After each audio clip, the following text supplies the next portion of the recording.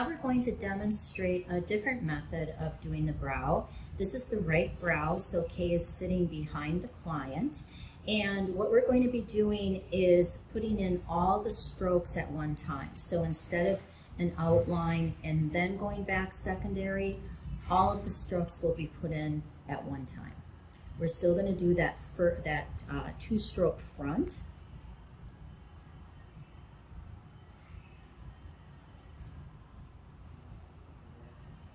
And our blade is at 90 degrees. Small amount of pigment on one side. If you ever get too much pigment on, please clean off your blade. You need to be able to see where you're going. And now we are doing that double stroke. So we've got our bottom to top. And then we're starting just about 1 millimeter above for our next stroke. We want to keep the space between them even, about 0.75 to 1 millimeter. And you'll notice how the base strokes stay the same apart, but the top of them opens up. And this is done by angling the blade in the correct direction.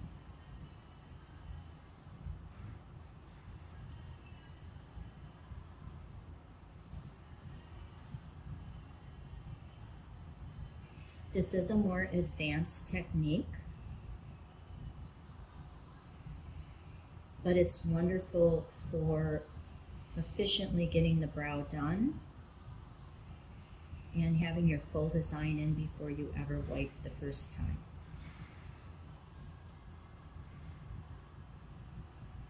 And you can see how those strokes meet at the spine. Now some of them may touch each other, some of them might not. Either way is okay. And they can all meet in the same stroke at the spine.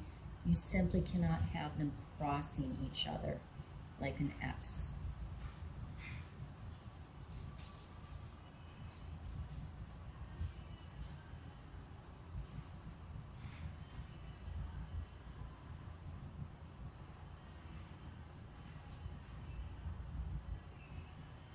In order to do this, you really need to be practicing your double strokes regularly, both on the left and right brows.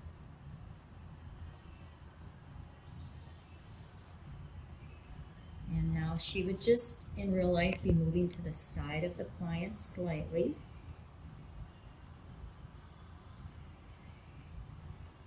It's always easiest to pull toward yourself. And you'll see how nice and long these strokes are.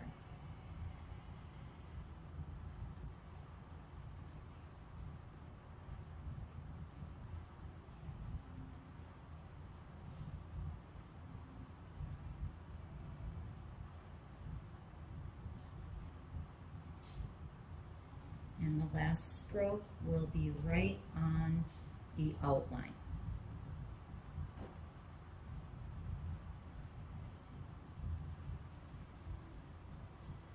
Now our top strokes are going to come from the transition, where it's coming up and then going down.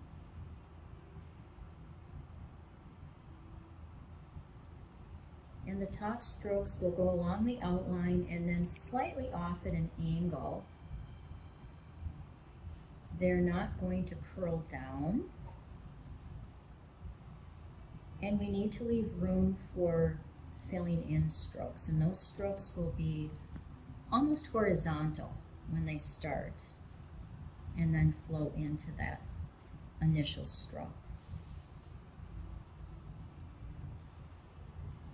And then the stroke at the spine area is really almost a horizontal stroke. It's going to follow the area that the bottom strokes worked into.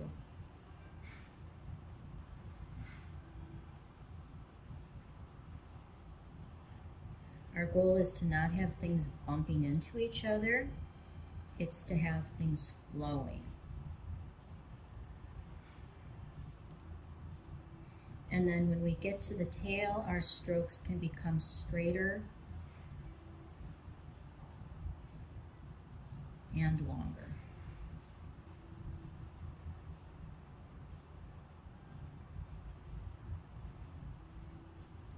And now we have essentially completed the entire design. We can go back and fill in areas that look like they need an additional little stroke, maybe a little third stroke in there. Possibly you need to complete a stroke that you didn't quite finish. And then after this, you can mask, and you'll be ready to go and do your fill-in of pigment.